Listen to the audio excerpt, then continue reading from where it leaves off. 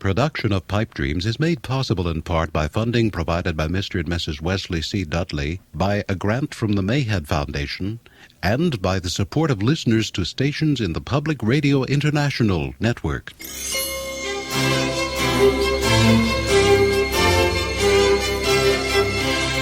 From Minnesota Public Radio.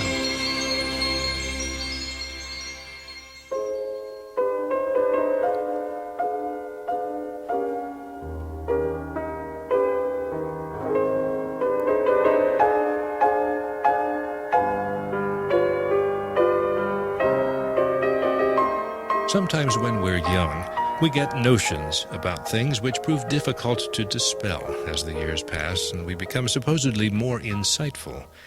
When I was just beginning piano lessons, my mother, who made no pretense of her musical inclinations but who seemed to take as much real pleasure from her brand of pianism as I did from mine, played only a few pieces which I can recall, the De Myra Hess arrangement of Bach's Jesu, Joy of Man's Desiring, which is still her favorite, and this little diversion is called Scarf Dance by Cécile Chaminade.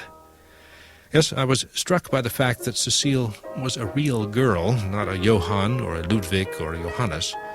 But at that age, about 5 or 6, mostly I absorbed several unfortunately stereotypical notions about women in music. One, that they did it on the side, like my mom. 2, that they were handmaidens to greater men, Dame Myra Hess and her Bach. And 3, that the music they composed was charming, but not particularly important. Well, soon enough, I learned to correct my attitudes towards points 1 and 2, since, after all, my early and most important music teachers were women, serious, focused, and generous women. Stella Pickett, Marion Wallace, Dorothy Turner, from whom I learned about high art and high standards and high devotion. But it wasn't until some years later, even after college, that I met my first real live woman composer, and she right away opened my eyes and ears to the potentials and the realities of her avocation, as anyone who pays the slightest attention to what's really going on in the world should know. Women's compositional creativity suffers neither qualitatively nor, these days, quantitatively. It suffers only from our unaccountable and inexcusable neglect and inattention, a point which we will address directly today in a broadcast entirely devoted to the work of women from yesterday and today, who, though not nearly so celebrated as their male counterparts, have created a substantial and a very interesting repertoire for the pipe organ.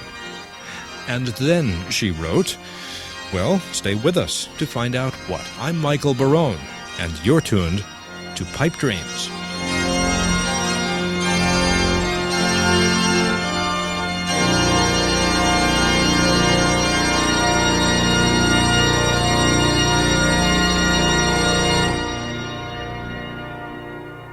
Well, probably I'm just a slow learner, but it was only towards the very end of my stint at the conservatory, while enjoying the stupendously persuasive recorded performances of a French woman named Jeanne Demessieux, that I became aware that this incredible artist not only played with fire and passion, but wrote for the organ in similar vein. Some of her compositions are right at the very brink of mortal possibility, and a good example of that would be our first piece. It's from a collection of 6 virtuoso concert studies, and this one features octaves, not just for the hands, but for the feet, too, at breakneck speed.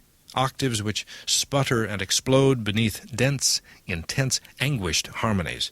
So it's not a charming diversion here, but music which commands your attention. Peter Fennema performed the piece as a young finalist in the 1982 American Guild of Organists competition. I still get goosebumps listening to the Etude in Octaves by the fabulous French woman virtuoso and composer Jeanne Demessieux.